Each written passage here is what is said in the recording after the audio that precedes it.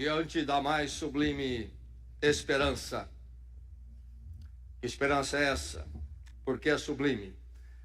O livro de 1 Tessalonicenses, no Novo Testamento, é sobre essa esperança e é sobre estar diante dessa esperança, viver diante dessa esperança, a mais sublime de todas.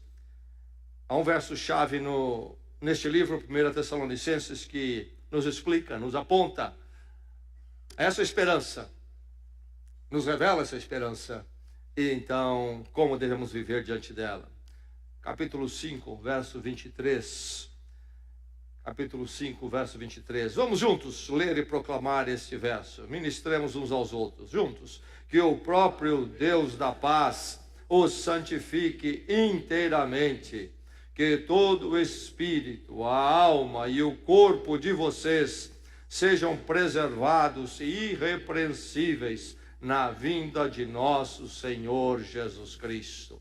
Cristo veio uma vez como servo sofredor, voltará a segunda vez em poder e glória. Esta é a nossa grande esperança. Nosso texto para esta noite, no capítulo 4, 1 Tessalonicenses, capítulo 4. A palavra de Deus que vem ao encontro da sua vida. Vamos focar no verso 1 ao verso 12. Então agora, ouça a palavra. Receba a palavra e abra o coração para a palavra. Esta é a palavra do Senhor. Diz assim, o apóstolo Paulo escrevendo, palavra apostólica. Diz assim: quanto ao mais, irmãos, já os instruímos acerca de como viver, a fim de agradar a Deus. E de fato, assim vocês estão procedendo. Agora lhes pedimos, exortamos no Senhor Jesus, que cresçam nisso cada vez mais, pois vocês conhecem os mandamentos que lhes demos pela autoridade do Senhor Jesus. A vontade de Deus é que vocês sejam santificados. Abstenham-se da imoralidade sexual. Cada um saiba controlar o seu próprio corpo de maneira santa e honrosa, não dominado pela paixão de desejos desenfreados, como os pagãos que desconhecem a Deus. Neste assunto, ninguém prejudique seu irmão, nem dele aproveite. O Senhor castigará todas essas práticas, como já lhes dissemos e asseguramos, porque Deus não nos chamou para a impureza, mas para a santidade. Portanto, aquele que rejeita estas coisas não está rejeitando o homem, mas a Deus, que lhes dá o seu Espírito Santo. Quanto ao amor fraternal, não precisamos escrever-lhes, pois vocês mesmos já foram ensinados por Deus a se amarem uns aos outros. E de fato, vocês amam todos os irmãos em toda a Macedônia. Contudo, irmãos, insistimos com vocês que cada vez mais assim procedam. Esforcem-se para ter uma vida tranquila, cuidar dos seus próprios negócios e trabalhar com as próprias mãos, como nós os instruímos, a fim de que andem decentemente aos olhos dos que são de fora e não dependam de ninguém. O verso 3 diz, estabelece a vontade de Deus é que vocês sejam santificados. E o verso 1, quanto ao mais, irmãos, já os instruímos acerca de como viver, a fim de agradar a Deus. E de fato, assim vocês estão procedendo. Mas agora lhes pedimos e exortamos no Senhor Jesus que cresçam nisso cada vez mais. Qual é o maior problema do Brasil? Se você escutar na televisão, possivelmente você dirá, é político. Problema político. Se resolvermos a política, tudo vai bem. Se você escutar uma outra faceta da televisão, provavelmente você vai afirmar, o problema dessa terra é econômico. Se nós simplesmente resolvermos a economia, esse negócio vai em frente. É o céu na terra aqui. E talvez você ainda venha a ouvir, não é político, não é econômico. A educação, se todo mundo for para o banco de escola, então tudo será resolvido. Qual é o maior problema do Brasil? Ético. Nada disso se resolverá sem a ética. O comportamento que entende que há um certo e um errado e vive pelo certo. Quando a retidão dominar uma nação e um povo, então sim, as coisas vão caminhar bem. Na verdade, este não é um problema só do Brasil, é um problema de todo ser humano. Por isso que a palavra de Deus nos traz o conceito do pecado, nos traz o conceito da cruz, que nos livra não somente da culpa, mas do poder do pecado. E nos traz o conceito de uma nova vida, uma nova forma de viver. Há então uma vida ética, uma ética embasada, uma ética que tem um nexo, a ética que realmente pode dar sentido e estrutura à vida do ser humano como indivíduo e como grupo e como sociedade. O apóstolo Paulo está preocupado aqui com a ética. Ele escreve à igreja de Tessalônica, onde ele havia estado, ano 51 depois de Cristo. Ele sai para a sua segunda viagem missionária, seu empreendimento. E ele então está na Ásia Menor, hoje Turquia, quer fazer um trabalho ali, expandir, ele é impedido, o Espírito Santo o direciona a cruzar, então o mar Egeu e chegar o que seria a Grécia hoje, então ali naquela época dividida em Macedônia e as duas regiões da Grécia. E o apóstolo Paulo vai. Ele passa por Filipos, prega o evangelho, diz lá, Atos capítulo 16 da palavra de Deus. Depois ele vai a Tessalônica. E nas duas cidades a coisa é complicada, porque ele é expulso das duas cidades por causa da mensagem dele sobre Cristo, anunciando Cristo. Sobe para Bereia. De Bereia ele vai a grande Atenas. Atos capítulo 17 nos narra a passagem dele por Atenas. Grande encontro em Atenas. Depois ele vai para Corinto, outra cidade. De Corinto, ele recebe as notícias de Tessalônica. Ele precisou sair de lá às pressas, perseguido. Uma igreja havia surgido no tempo que ele passou lá. Tessalônica era grande cidade, grande porto, hoje é a segunda cidade da Grécia. Aliás, essa cidade foi reconstruída em 315 por Cassandro, um dos generais do grande conquistador Alexandre o Grande, que estabeleceu o Império Grego.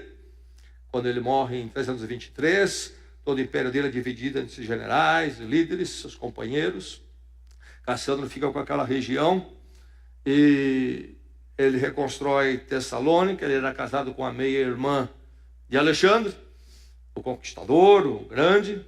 E em 315 ele reconstrói Tessalônica e dá o nome da sua esposa, meia-irmã de Alexandre, à cidade, Tessalônica. Em 167 a.C., os romanos conquistam. Então o Império Romano, agora o Império Grego dividido, vai caindo, os romanos começam a crescer, dominam ali. E Tessalônica acaba mais tarde sendo a capital da Macedônia, aquele norte todo da Grécia hoje. Enfim, o apóstolo Paulo esteve naquela região e uma igreja nasce na grande cidade de Tessalônica. E Paulo, então, depois de Tessalônica, vai a Bereia, Atenas e está em Corinto. Quando ele está em Atenas, ele recebe os seus companheiros, entre eles Timóteo, que haviam ficado em Bereia. Mas ele quer saber como é que as coisas estão em Tessalônica, aquela igreja sobreviveu ou não. Então ele envia Timóteo de volta para lá, para saber como que eles estavam. Uma vez que ele saiu corrido da cidade, e preocupado com aqueles crentes novos, aquela igreja nova, como é que eles estão. E Timóteo vai Paulo vai a Corinto. Quando ele está em Corinto, então Timóteo regressa com as notícias. E aí ele escreve esta carta à luz do que Timóteo traz para ele, informação verbal, talvez até uma carta daquela igreja para Paulo. E o apóstolo Paulo, então, no que nós já vimos, e o que vem antes desse texto, capítulo 4, fala da transformação que eles experimentaram na mensagem do evangelho que eles ouviram. A transformação em Cristo. Morri com Cristo, ele morreu a minha morte, nasci no poder do Cristo ressurreto para uma nova vida. Por isso ele escreve agora a eles dizendo, no verso 1, pedimos, uma palavra de tato, pedimos, mas depois uma palavra muito forte, e exortamos. O quê? De que forma? No Senhor Jesus. Tudo o que ele vai falar aqui a eles tem a ver com estar no Senhor Jesus. Você está no Senhor Jesus, você já passou pela conversão, a cruz já impactou a sua vida, você morreu para a vida antiga, para o mundo, conheceu o poder da transformação em Cristo, uma nova vida para Deus, na forma que Deus quer, uma transformação, uma nova ética. Então, quando o apóstolo Paulo vai falar de ética aqui, comportamento, ele não está falando de uma formulação humana. Há muitos livros sobre ética por aí. Ele está falando de uma nova forma de viver, de valores, de uma ética a partir do encontro com Deus em Cristo. Esta ética específica, e é esta que pode transformar pessoas, famílias e nações. É a ética que tem um embasamento transcendental em Deus. É a ética que nasce do encontro com esse Deus, possível somente pelo perdão, porque nós somos fracassados diante da justiça ética perfeita de Deus. Mas ele fala a eles que já estão em Cristo. Então é no Senhor Jesus a minha conversa, diz ele. O meu pedido, a minha exortação ética é no Senhor Jesus. Não é sobre uma especulação de algum filósofo humano sobre ética. Não, é sobre aquelas verdades fundadas, estabelecidas em Cristo. Em Cristo. E aí nós vamos encontrar nesses versos que a vida cristã é toda preceituada. Ele diz no verso 1, nós instruímos vocês. Ele vai falar mais adiante, nos versos mais adiante, novamente, conforme vocês foram instruídos. Instrução. Ainda no verso 2, ele fala, vocês conhecem os mandamentos, que lhes demos pela autoridade do Senhor Jesus, os mandamentos. E esta palavra aqui é uma palavra de ordem, é uma palavra de força militar na língua original, e daquilo que é passado, então também era usado para aquilo que é a tradição, aquelas verdades estabelecidas já, que vamos recebendo, vamos passando uns aos outros. Então uma vida preceituada, a vida cristã não é uma vida que cada um vive como quer, do jeito que quer. Quando eu era bem jovem, um grupo de jovens, fomos para um verão na praia fazermos o evangelismo, compartilhar a Cristo aos veranistas nos calçadões lá, eu creio que foi em Ubatuba. E à noite todo mundo passeando, ninguém tem o que fazer, ótimo momento para pregar o evangelho. Começamos a cantar, o povo não tinha o que fazer, juntava para ouvir a gente cantando, e depois quando nós juntávamos uma boa roda, nós rapidamente pregávamos a palavra de Deus. Eu me lembro que uma vez nós terminamos ali aquele encontro, porque depois que terminamos de cantar e pregar rapidamente, antes que o pessoal dispersasse, nós nos espalhávamos para distribuir alguma literatura e conversar com as pessoas.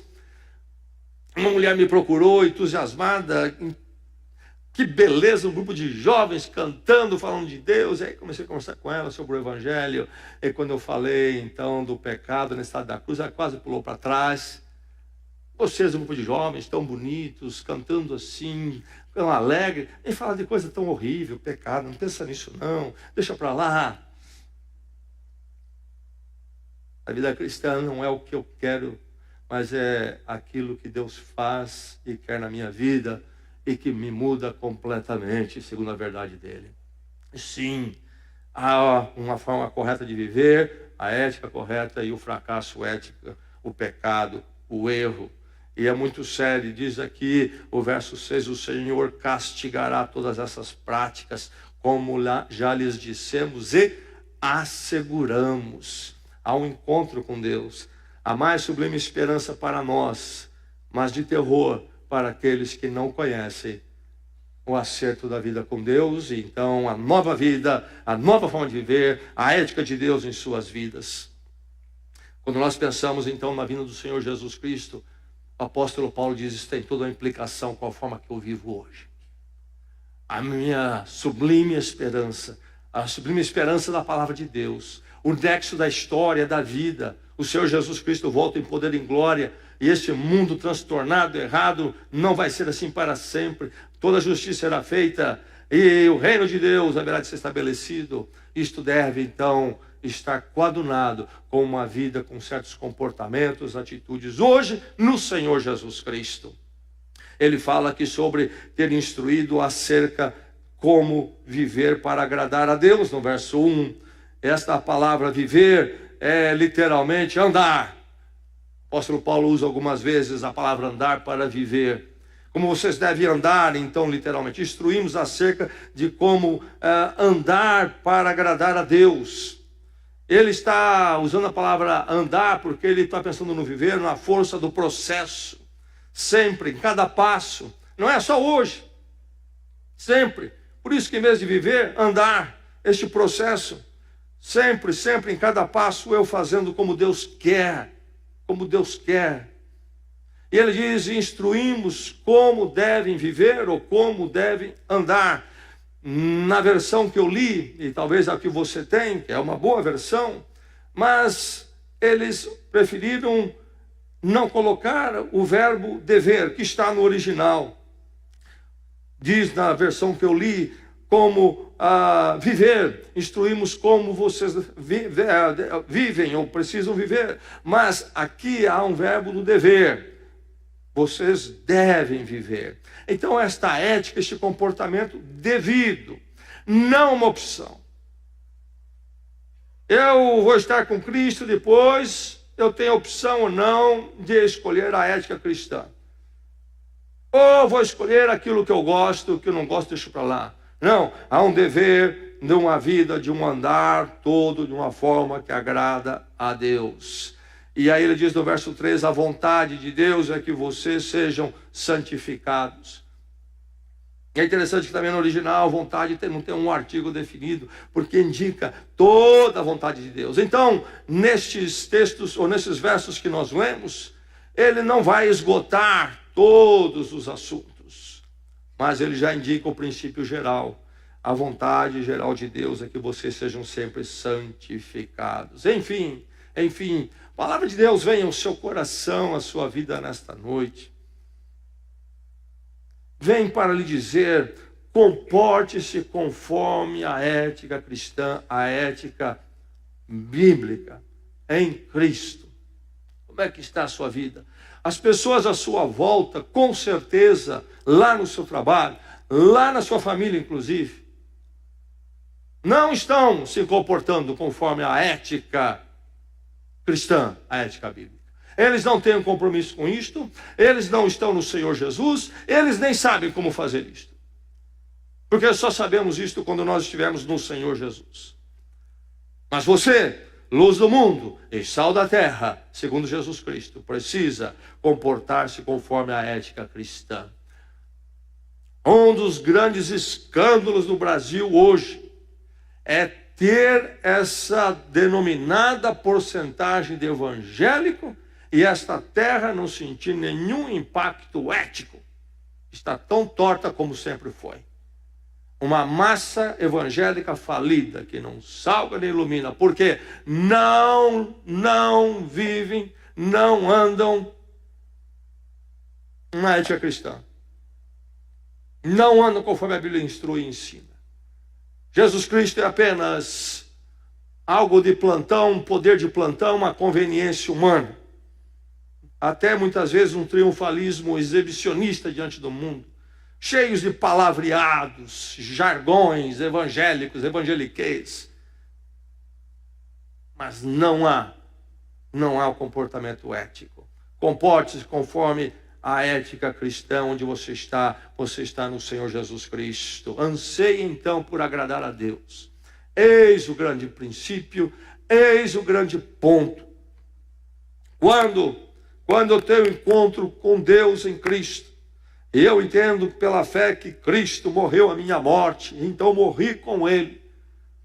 E ali então, porque Ele morreu a minha morte, eu entendo a minha culpa, Ele precisava morrer por mim, e resgatado então pela graça de Deus, sou perdoado, recebido por Ele e transformado para uma vida nova com Deus, a nova vida.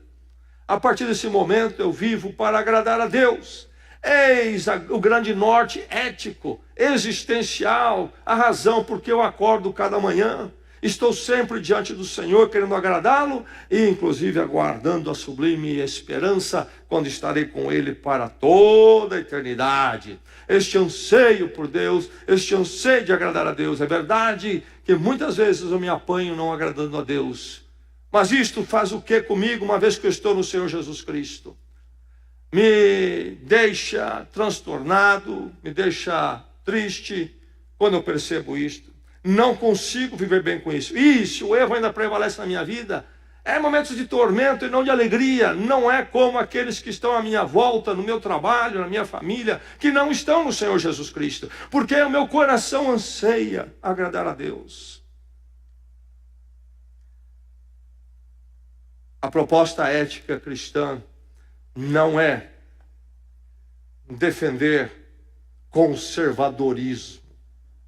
Existe isso na sociedade. Existe essa discussão filosófica, até política. Há algumas coisas do conservadorismo que se identificam com a fé cristã, mas a fé cristã não é uma questão de conservadorismo. A ética cristã não é uma questão de conservadorismo. A forma de me comportar, a forma que eu devo me comportar como quando estou no Senhor Jesus Cristo não é conservadorismo e nem legalismo. Me dá 10 regras e eu cumpro, então aí pronto. Não, é um princípio geral de que eu procuro sempre agradar a Deus.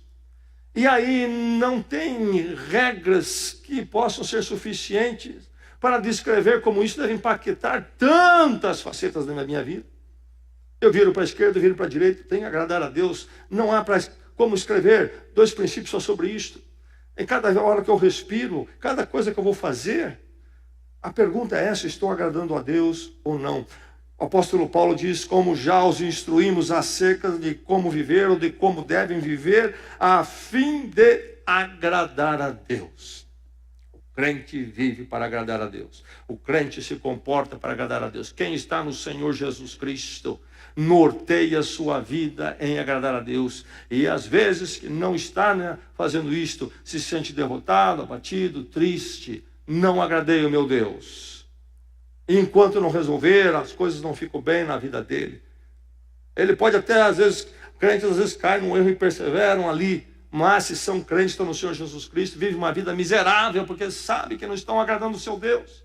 E enquanto não romperem com aquilo, não volta a alegria do Senhor na vida deles.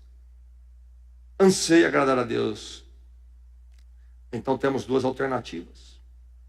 Podemos agradar a Deus ou não agradar. Se não agradamos a Deus, que situação triste, quer dizer que não estamos debaixo da aprovação de Deus. Não estamos desfrutando da amizade com Deus. Não estamos andando de forma prazerosa na presença de Deus. É tormento, é perturbação. Esta alternativa não serve. Sempre haveremos no Senhor Jesus Cristo de buscar a alternativa de agradar a Deus e lutar contra aquela que não agrada a Deus. Há consequências. As 2 alternativas parecem simples, mas não são. Porque nenhuma você está com Deus. Na outra você está contra Deus. Não há situação mais perigosa e terrível para se estar do que se estar contra Deus. Consequências drásticas, totalmente diferentes. A este dever, então, nós instruímos vocês como devem viver para agradar, a fim de agradar a Deus. E nós somos responsáveis por isso. O apóstolo Paulo diz: nós já os instruímos. Vocês conhecem os mandamentos de Deus. Era verdade isto sobre os crentes em Tessalônica. É verdade isto em nossas vidas também. E sabe, nós não precisamos, digo novamente, saber 1000 preceitos. Nós sabemos o que é agradar a Deus e o que é não agradar a Deus em cada movimento nosso. Porque não é uma questão de legalismo, cumprir isso, cumprir aquilo, cumprir. A questão é relacional. Estou agradando meu Deus ou não estou agradando? Não faço isso porque Deus me impôs 10 regras. Não deixo de fazer isso porque a minha igreja impôs 10 regras. Não, eu faço porque é o que agrada a Deus. Eu não faço porque desagrada a Deus. E quando a Bíblia então fala, o apóstolo Paulo fala em mandamentos, aqui preceitos, instruções, não está falando de um legalismo, mas está falando do que é viver para agradar a Deus. E se nós estamos agradando a Deus, nós estaremos andando de acordo com as instruções colocadas aqui e os mandamentos. As coisas vão juntas. Mas é maravilhoso ler que esta igreja recebe uma aprovação do apóstolo Paulo. Assim vocês estão procedendo. Timóteo vem, Paulo está preocupado, igreja nova, crentes novos, o que aconteceu com ele? Pressão sobre eles, eu fui expulso da cidade.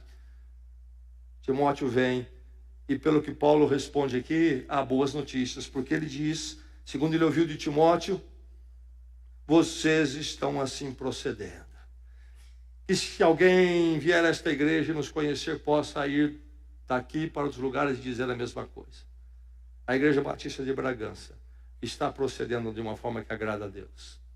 Os crentes da Igreja Batista de Bragança, no trabalho, na vida comum, procedem de uma forma que agrada a Deus. Que isso possa ser dito de nós, que isso possa ser ouvido de nós. Eles assim viviam, o apóstolo Paulo falou deles, isto, meu irmão, e hoje nós estamos aqui, há quase 2000 anos depois, falando deles. E daqui 2000 anos, se o mundo durar e alguém falar de nós, possa falar da mesma forma. Mas o apóstolo Paulo lembra que a vida cristã não é estática. A vida cristã não é algo que nós haveremos de esgotar onde nós estamos. Eu cheguei lá. Pronto, agora não há mais nada. Não. Progresso é sempre parte, o desafio está sempre diante de nós. Ele diz assim, vocês estão procedendo, mas ele acrescenta ainda no verso 1, que cresçam nisso cada vez mais. Eu quero mais agradar a Deus.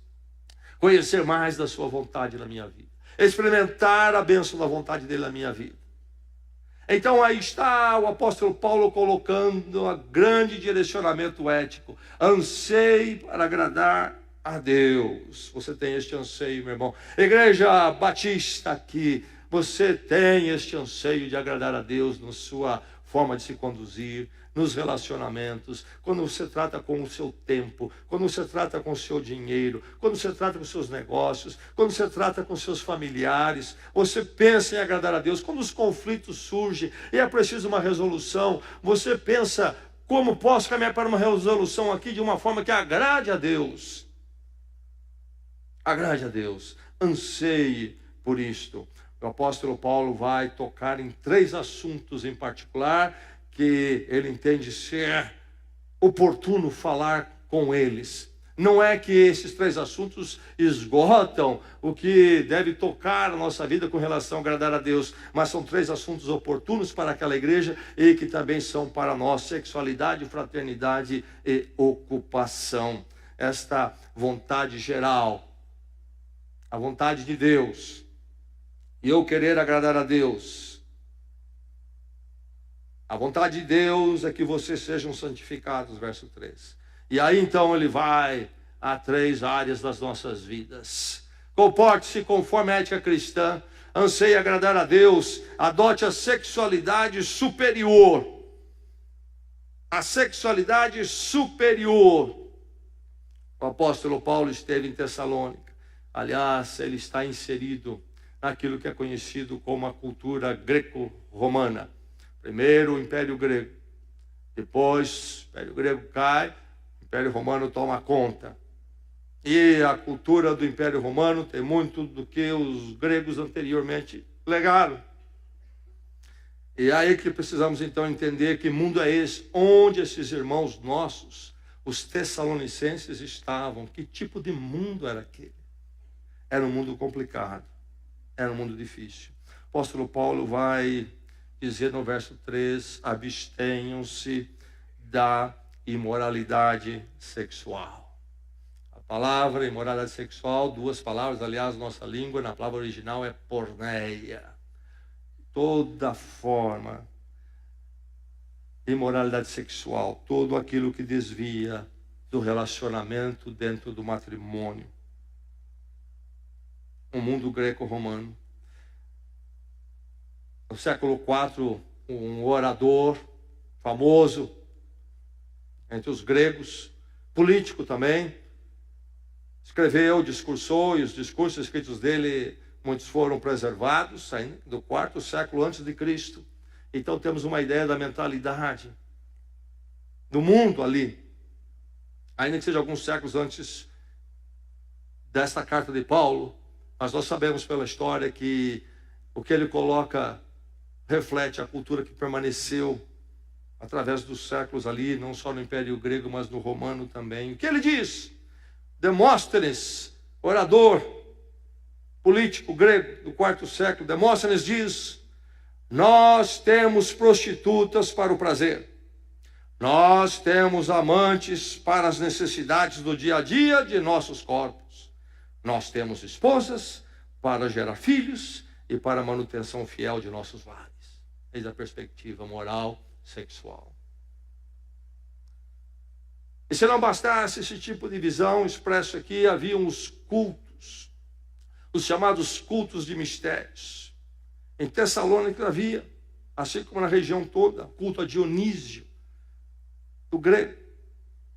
Em latim, aliás, nós temos aqui Dionísio no latim, no grego, Baco e Orfeu, cultos à fertilidade,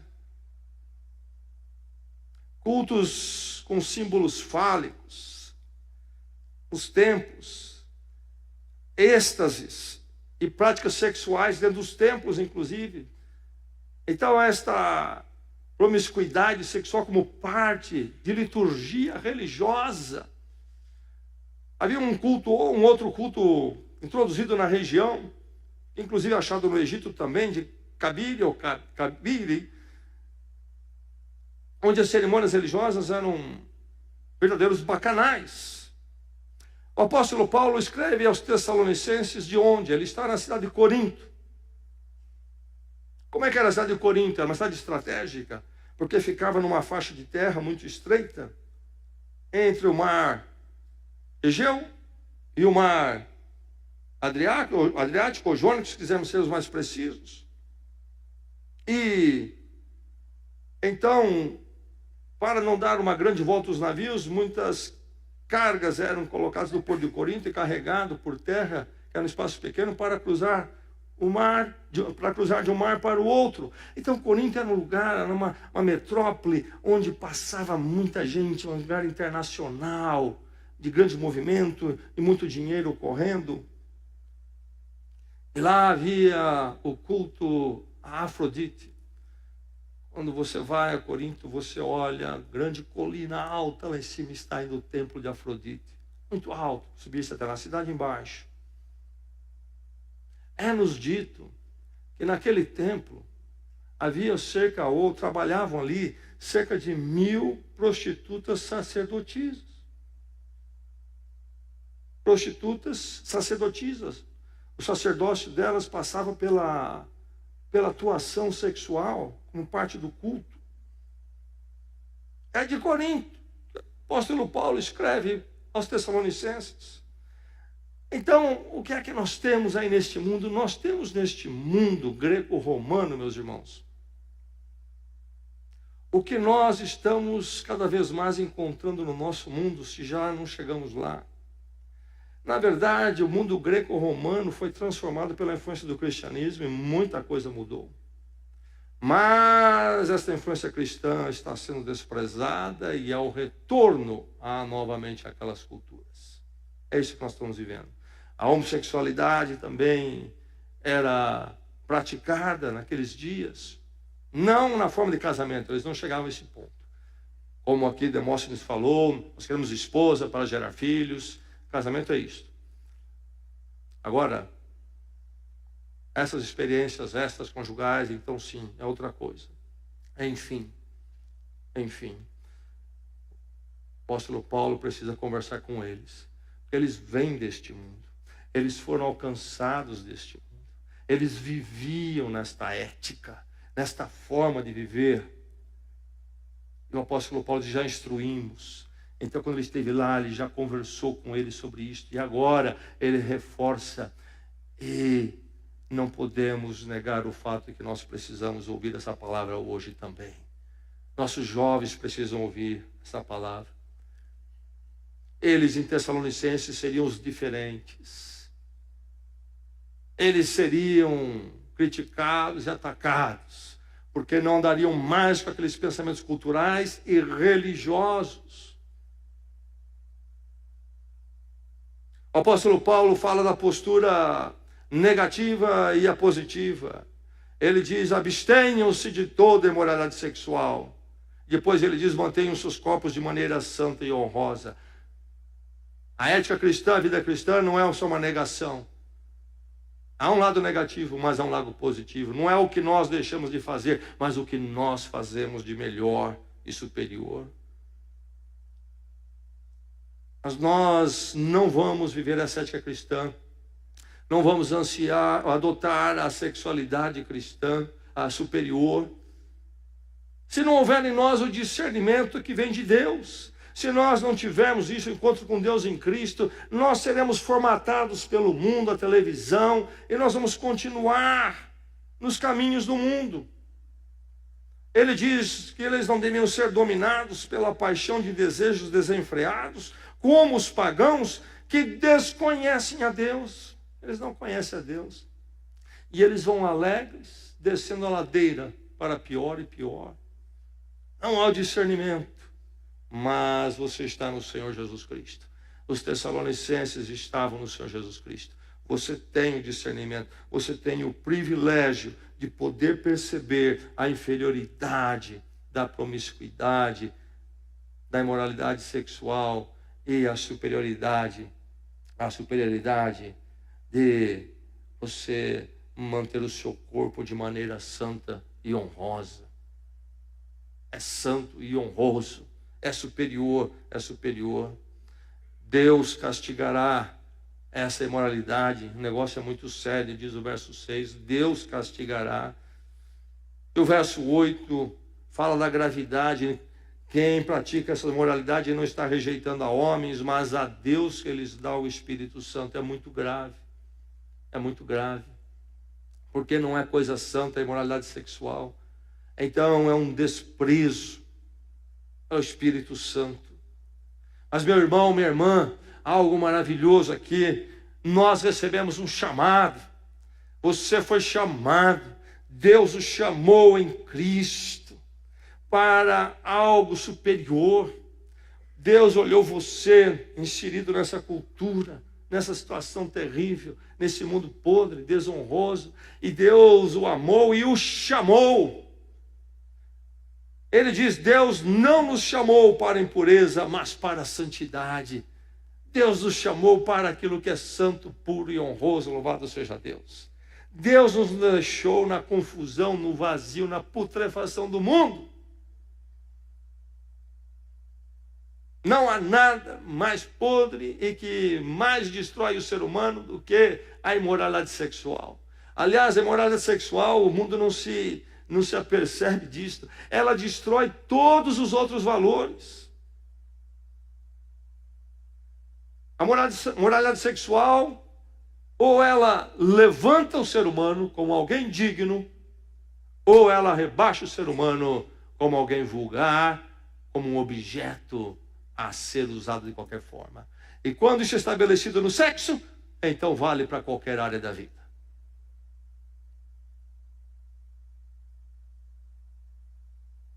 Se eu posso olhar como um objeto sexual apenas, sem nenhum compromisso, sem nenhuma dimensão superior, então por que eu não posso vê-lo assim nas tratativas dos negócios? mas nós somos chamados para a santidade. Há uma superioridade de retidão e dignidade nesse chamado. Cada um saiba controlar o seu próprio corpo de maneira santa e honrosa. Meu irmão, adote a sexualidade superior. É a vontade de Deus. É a ética cristã. Somos bombardeados por todos os lados, por todo tipo de deturpação. E o mundo faz piada de si mesmo, na verdade.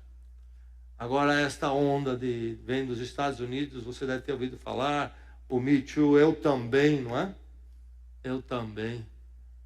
Pessoal que prega pela arte a libertinagem sexual, depois reclama das consequências. Faz uma piada de si mesmos. Querem uma libertinagem sexual respeitosa. Nunca essas duas coisas vão caminhar juntas. Nunca.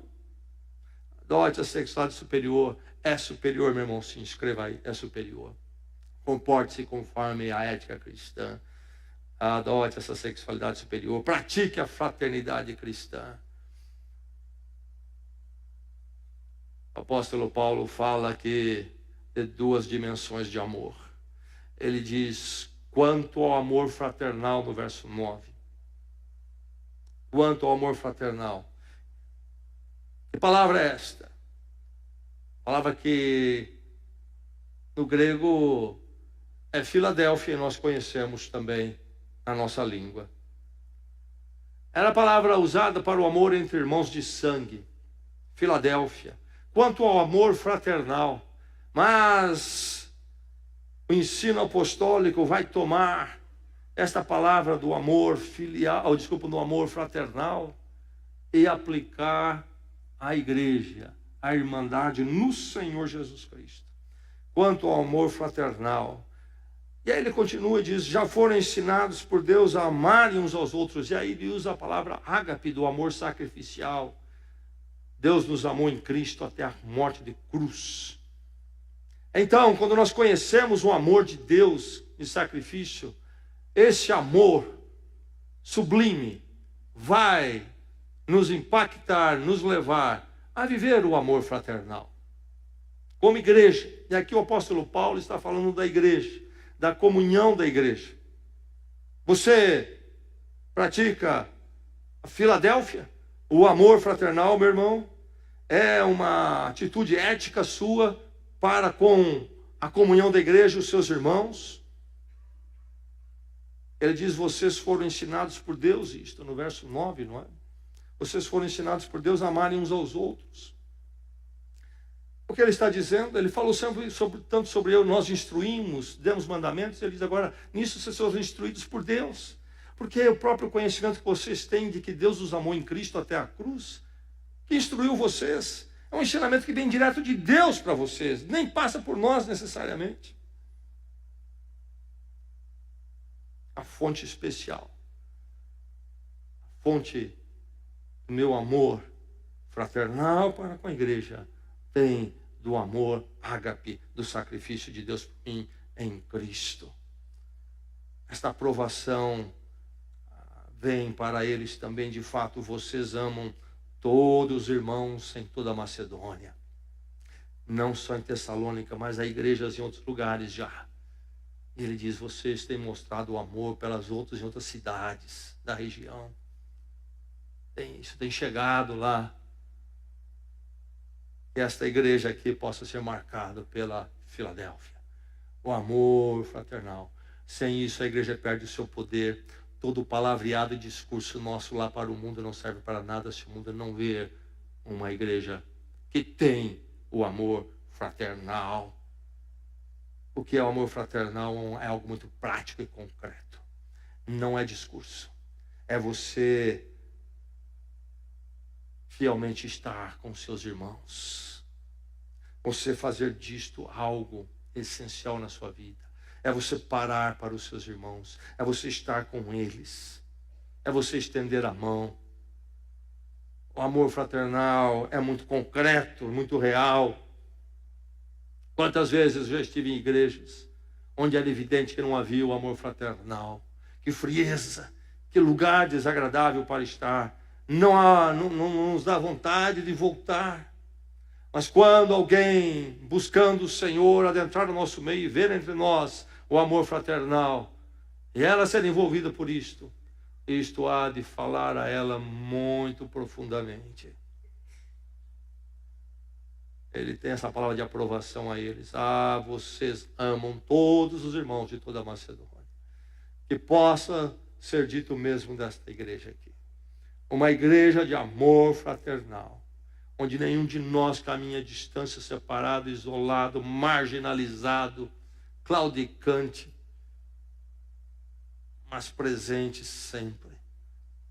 Que haja em nós aquele anseio que já falamos na semana passada, nos versos anteriores. O apóstolo Paulo tinha aquele anseio de querer estar com os irmãos em Tessalônica. Ele não podia, mas ele dizia: eu oro sobre isso, que Deus prepare isto. Nós não entendemos a vida cristã ainda de verdade enquanto não entendermos o dever do amor fraternal, Filadélfia, e o praticarmos.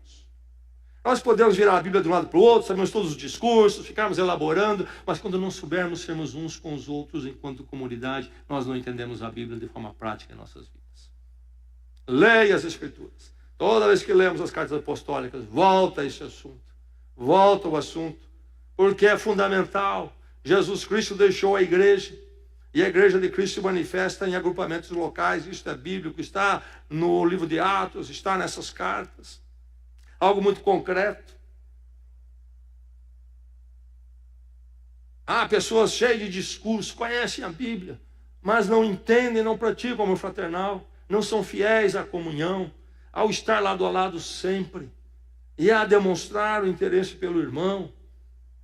Nós não vamos conseguir fazer isso aqui, por exemplo, a todos que estão aqui, mas nós fazemos elos como uma corrente. Então é 10 ali, desses 10, 3 cruzam com outro elo, que é mais 10, e assim é todo emaranhado aqui de amor fraternal. Pratique a fraternidade cristã. Eles receberam aprovação, mas é interessante, novamente, a vida cristã não é estática. A vida cristã não é algo que nós haveremos de esgotar nas nossas virtudes, porque o apóstolo Paulo diz a eles que recebem aprovação: vocês amam todos os irmãos. Ele diz mais, ainda no verso 10, insistimos que cada vez mais assim procedam. Precisamos crescer e crescer e crescer em Filadélfia. Amor fraternal. Há muito mais a aprendermos sobre isso. Pratique a fraternidade cristã. Você está praticando. Essa igreja pratica a fraternidade cristã. Comporte-se conforme a ética cristã. Mantenha-se produtivamente ocupado. 2 problemas. 2 aspectos errados na igreja de Tessalônica. Não de todos, mas de alguns lá, pelo que lemos nesta carta, 1 Tessalonicenses e também 2 Tessalonicenses, que foi escrito pouco tempo depois desta, para dar continuidade nas instruções e nos assuntos. Primeiro problema. Haviam ali alguns que estavam vivendo de forma tumultuada, desregrada. Eles tinham dificuldade para entender a questão do retorno de Cristo. Cristo volta, a sublime esperança. E aí eles ficavam agitados com isto. E eles não se firmavam no trabalho. E iam de um lado para o outro. E o apóstolo Paulo então diz para eles viverem uma vida tranquila. Cuidar dos seus próprios negócios. Não depender de ninguém. Versos 11 e 12. Esses entendimentos vinham de um entendimento errado de escatologia, da vinda de Cristo. A sublime esperança, meu irmão, não deve trazer uma vida desregrada a mim. Uma espiritualidade escapista. Eu abro mão das responsabilidades da vida porque Jesus Cristo vai voltar. Pelo contrário, o apóstolo Paulo está dizendo que diante da sublime esperança, eu mais ainda vou viver uma vida regrada. Regrada. Vou continuar servindo o Senhor no meu dia a dia, na labuta onde eu estou. E ali vivendo de forma que agrade ao Senhor. Agradar a Deus. Meu trabalho, a minha família, meu casamento. nas minhas interações sociais. Essa espiritualidade escapista. Uma vez eu tive um amigo na juventude que se converteu. E aí ele estava procurando emprego, se converteu. E ele parou de procurar emprego. E vira e mexe, ele aparecia no prédio da igreja. E ele começou a dizer que ele entendia que era melhor estar ali do que estar trabalhando.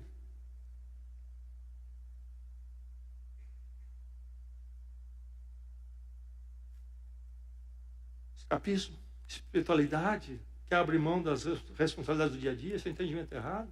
A sublime esperança, meu irmão, me leva a me apegar às coisas do Senhor. Em alguns momentos da história cristã, momentos tristes, houve alguém que achou que marcou o dia, conseguiu descobrir qual era o dia da volta de Cristo. E marcou, e conseguiu, com argumentos, de forma eloquente, angariar seguidores. O que acontecia com esse pessoal quando ia chegando ali uma semana antes da data que o sujeito lá disse que ia ser a volta de Cristo, o pessoal abria mão das coisas. Abria mão das coisas. Família, responsabilidade, alguns teve situações tristes, abandonaram as casas, foram para um monte, esperar Jesus voltar no monte, como se fosse preciso estar lá para ver Jesus.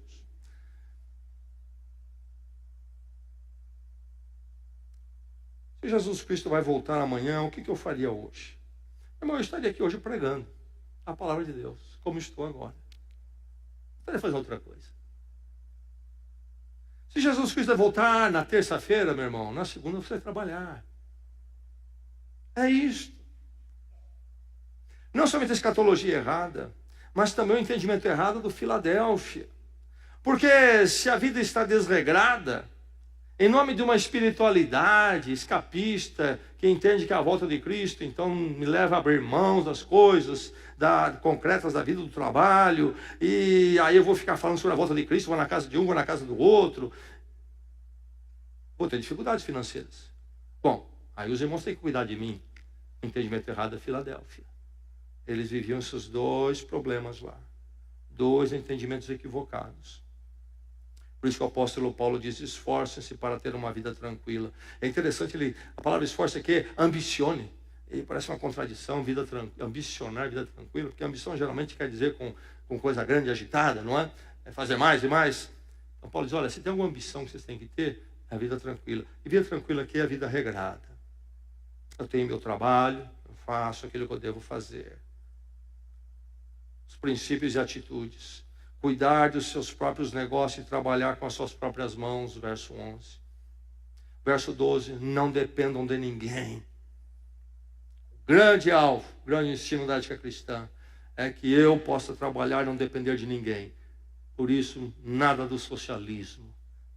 Tirar do outro lá para mim. Não. Eu ter meu emprego, eu não depender de ninguém. Nós haveremos de ajudar os necessitados. Mas a luta é para que ninguém dependa de ninguém, cada um possa cuidar de si mesmo. Cuide dos seus próprios negócios. Então, Cristo vai voltar, sou espiritual, falo disso, vou de casa em casa falar disto, e vou lá no trabalho do irmão, do outro, para ficar falando da igreja, da volta de Cristo, em vez de eu estar trabalhando, atrapalho o trabalho dele, enfim, fico me intrometendo na vida de todo mundo, sou um desocupado espiritual.